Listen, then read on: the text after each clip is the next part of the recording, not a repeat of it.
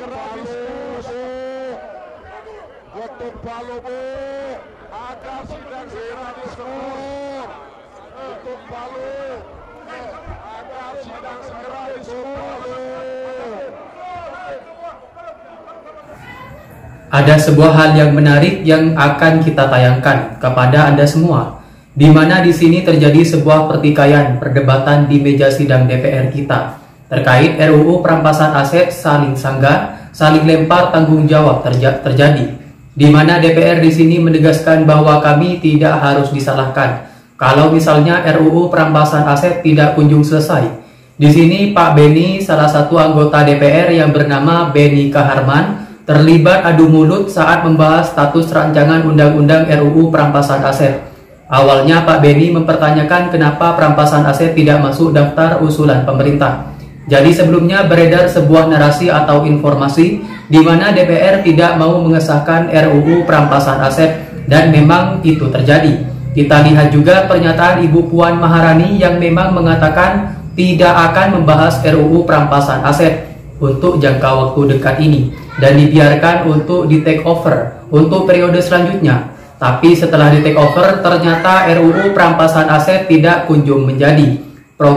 Prolegnas bahkan terkesan dilupakan. Padahal sebelumnya ini kalau Pak Beni, ya ini kami menunggu usulan dari pemerintah antara RUU perampasan aset ini bakal masuk menjadi undang-undang yang diusulkan pemerintah atau tidak. Kan sudah diusulkan oleh Pak Jokowi, maka apa harus diusulkan lagi ini Pak Beni? Gimana sih? Nah, kita lanjut dulu press release-nya. Menanggapi hal tersebut, Pak Supratman menegaskan pemerintah tetap berkomitmen terhadap RUU perampasan aset. Pemerintah tidak ingin tergesa-gesa mengajukan RUU tanpa kesepakatan awal. Terkait judul dan substansi, merespon jawaban Supratman, Beni meminta pemerintah tidak menjadi DPR kambing hitam yang seolah-olah tidak ingin membahas RUU perampasan aset. Dia menegaskan bahwa bukan DPR yang tidak ingin membahas, tetapi pemerintah yang belum mengajukan. Kalau memang ini ajukan, ya sudah ajukan saja. Kapan diajukan itu kalau ada tertulis umumkan itu, jangan kita main cilubak bilang sudah ajukan padahal belum, tegas Beni. Ini sangat menarik karena ya DPR ini juga pemerintah kesannya itu saling lempar tanggung jawab. Kalau ini DPR berkata, ya kalau misalnya mau serius ya kita ajukan ini. Sedangkan Pak Prabowo sendiri juga menegaskan bahwa pemberantasan korupsi di Indonesia itu adalah salah satu fokus utamanya. Nah, biar tidak simpang siur beritanya, biar lebih lengkap dan gak dikatakan saya menyebar hoaks, kita simak saja langsung ini jalannya panasnya sidang bersama Menteri Hukum dan Balik DPR RI terkait pengesahan RUU perampasan aset. Siapa yang benar, siapa yang salah, Anda yang menentukan sendiri. Saya membaca teliti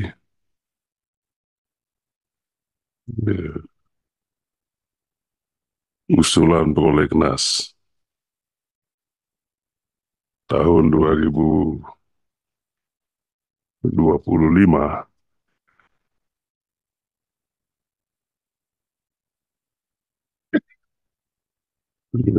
Saya bolak-balik,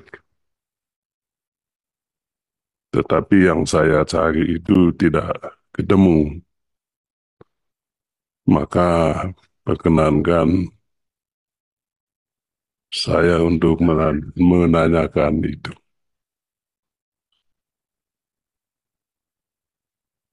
Saya tanya kepada pemerintah,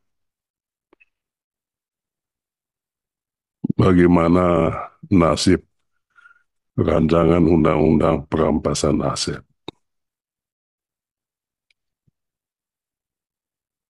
Tidak ada di sini. Apa memang tidak dimasukkan atau sudah dimasukkan tetapi tidak dicantumkan di sini? Ya. Mengapa saya menanyakan ini? Sebab semalam saya baca bolak-balik buku yang ditulis oleh Bapak Presiden kita, Presiden Prabowo. Buku itu tentang paradoks Indonesia. Saya membacanya bolak-balik. Dan dari awal sampai buku itu ditutup, semangatnya adalah semangat beliau, kegelisahan beliau tentang korupsi yang sudah merajalela. Saya rasa Presiden kita, kegelisahan beliau dirumuskannya dengan sangat singkat dan gamblang, cesplong di dalam bukunya itu. Dan inilah visi misi beliau untuk Indonesia maju. Tidak mungkin Indonesia maju, kata dia, kalau pemerintahannya tidak bersih. Berulang kali beliau mengemukakan itu di dalam buku Paradoks Indonesia. Dan saya yakin Bapak Ibu sekalian juga mendukung itu. Nah, tetapi apa yang disampaikan beliau, apa yang menjadi kegelisahan dan harapan beliau tidak nampak di dalam agenda prolegnas ini. Nah, kalau DPR masuk akal lah. Karena DPR ini kan 9 kepala, 8 kepala ya, 9 lah dengan DPD. Tetapi pemerintah kan 1 kepala. Nah, oleh sebab itu saya mohon penjelasan pemerintah tentang ini. Rancangan Undang-Undang Perampasan Aset, bahkan kalau bisa, pemerintah harus ambil inisiatif untuk mengajukan usulan rancangan undang-undang revisi undang-undang KPK, manakala perlu juga revisi undang-undang tindak pidana korupsi. Itu usulan saya. Nah, usulan ini mungkin tidak usah dijawab, tetapi yang saya mohon tadi penjelasan, saya punya hak untuk mendapatkan penjelasan itu. Mohon pemerintah menjelaskan itu dalam waktu yang tepat. Saat ini juga. Sekian dan terima kasih banyak. Baik, terima kasih dari Pak Beni. Mohon dari Pak Menteri mungkin bisa ada tanggapan, silakan. Baik, terima kasih Pak Pimpinan. Yang saya hormati, ada 2 tadi hal yang terkait dengan pertanyaan kepada pemerintah. Satu soal RUU tentang desain industri. Prinsipnya kalau RUU tentang desain industri, kalau DPR berkeinginan untuk menjadikan usul inisiatif, kami persilahkan Pak. Kan prinsipnya yang penting jadi. Itu satu. Pemerintah tidak akan pernah keberatan untuk memberikan ruang kepada Dewan Perwakilan Rakyat Republik Indonesia untuk menginisiasi itu. Hanya mungkin karena ada kebijakan dari pimpinan Badan Legislasi bahwa satu alat kelengkapan DPR untuk sementara bisa menyelesaikan satu rancangan undang-undang, kemudian nanti berikutnya bisa diisi lagi, itu yang membuat pemerintah mungkin memasukkan itu.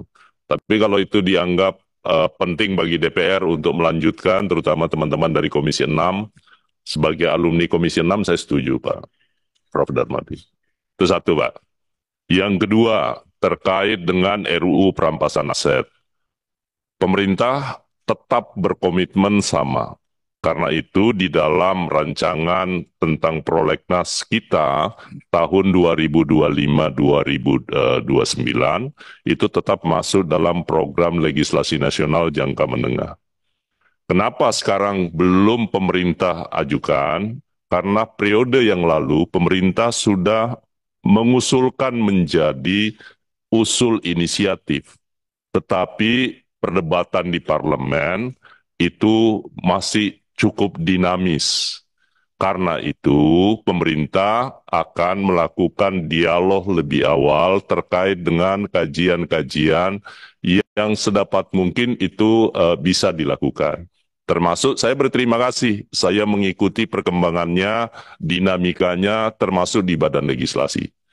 Tadinya dibahas di Komisi 3, kemudian Komisi Badan Legislasi melakukan diskusi, bahkan menyangkut soal perubahan nomenklatur judul. Apakah benar yang dimaksud itu adalah perampasan aset atau pemulihan aset, aset recovery. Nah, karena dua saham kita masing-masing kan 50% nih.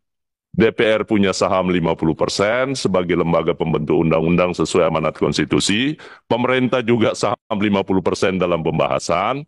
Sedapat mungkin daripada kita hanya gagah-gagahan mengajukan satu rancangan undang-undang, tapi pada akhirnya publik tidak mendapatkan hasilnya. Nah, sejak ini saya sampaikan sekali lagi bahwa ini akan kami bicarakan dengan pimpinan DPR, kemudian pimpinan AKD, kita diskusikan bersama mana yang paling terbaik. Intinya RUU ini menjadi kebutuhan kita bersama. Apalagi sesuai dengan kebijakan Undang-Undang 12 tahun 2011, dulu kita hanya boleh melakukan revisi prolegnas 2 kali dalam setahun. Sekarang setiap saat boleh, yang penting DPR dan pemerintah sepakat. Kalau ternyata besok kita sudah ada kesepakatan awal, baik dari sisi judul, kemudian juga mungkin substansi yang selama ini menjadi perdebatan-perdebatan itu bisa kita diskusikan lebih baik, maka secepat mungkin kita akan mengajukan itu. Termasuk usulan yang terkait dengan revisi tentang Undang-Undang 31, seperti yang disampaikan oleh Pak Beni. Saya rasa itu Pak, demikian, terima kasih. Assalamualaikum warahmatullahi wabarakatuh. Waalaikumsalam warahmatullahi wabarakatuh. Cukup Pak? Boleh Silakan. saya interupsi sedikit. Pak Menteri, saat ini kan posisinya mewakili Bapak Presiden, posisi pemerintah, bukan ketua balik lagi. Oleh sebab itu, tentu tidak perlu pemerintah ikut-ikutan cawe-cawe ke soal teknis di parlemennya, baliknya. Kalau soal di balik itu soal kami di sini. Yang saya tanya tadi, pemerintahnya, kalau undang-undang tipikor kan ada. Saya baca ini. Nah, makanya saya tanya, mengapa pemerintah tidak mengajukan itu? Rancangan undang-undang perampasan aset. Ajukan dulu. Soal pembahasannya di sini, itu kita di sini duduknya. Wong belum diajukan kok sudah dibahas soal ini. Saya rasa pemerintah harus ambil posisi yang jelas, sebab kami juga ketemu masyarakat, dituduh juga oleh masyarakat, oh DPR yang tidak mau. Kenapa DPR tidak mau membahas itu? Kami bilang ya, bukan DPR tidak mau membahas, pemerintahnya belum ajukan. Kalau memang ajukan, sudah diajukan, kapan diajukan itu? Kalau ada, tertulislah. Umumkan itu. Jangan kita main ciluk bah. Bilang sudah ajukan, padahal belum. Bilang DPR yang tidak mau bahas loh. Barang aja nggak ada, apa yang mau dibahas? Ya tentu ya Pak Menteri yang punya presiden ya tentu.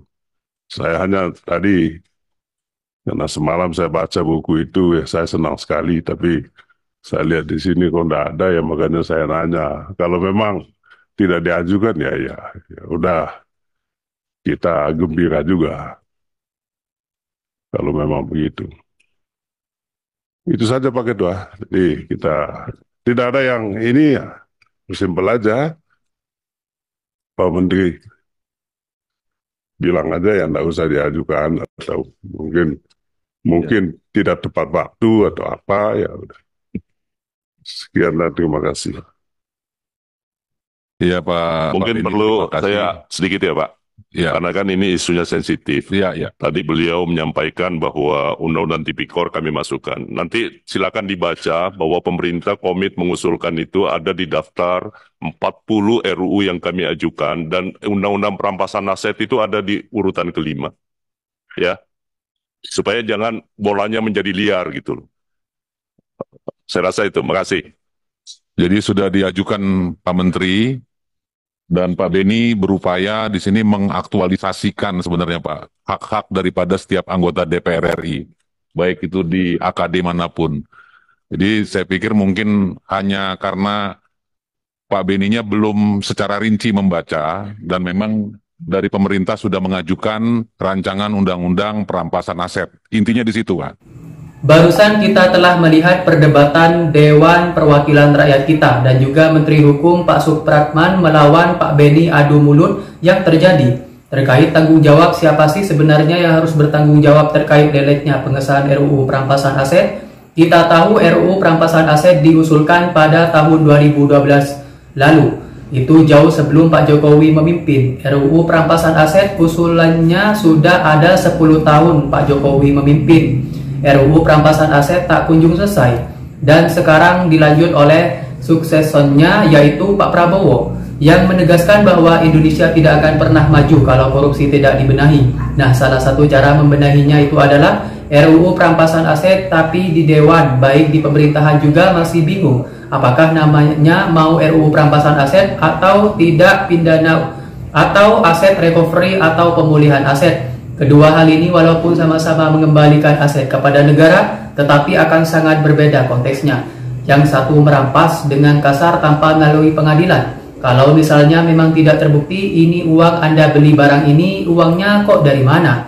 Gaji Anda nggak cukup, ini nggak ada sumbernya, nggak ilegal, maka itu bisa diambil. Tapi kalau aset recovery, si pidana itu harus sidang dulu, harus didakwa bersalah, harus selesai dulu, ingkrah dulu, ini tindak pidananya. Baru asetnya itu bisa di recovery, dikembalikan ke negara. Dan itu akan menjadi sebuah celah yang besar. Celah yang besar untuk si koruptor ini bisa mencuci uangnya, atau mungkin mengganti balik nama. Aset-asetnya mengganti nama orang lain. Nah, yang bakal menentukan siapa yang salah, apakah pemerintah atau emang DPR kah?